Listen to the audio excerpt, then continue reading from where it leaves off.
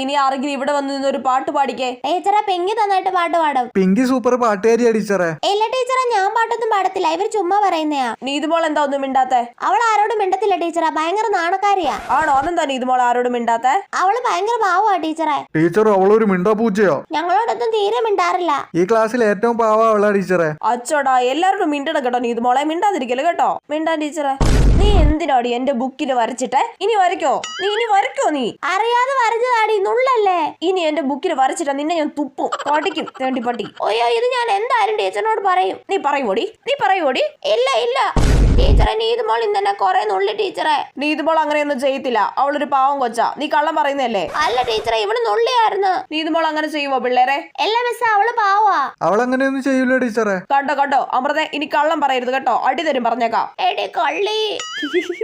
This is my entertainment.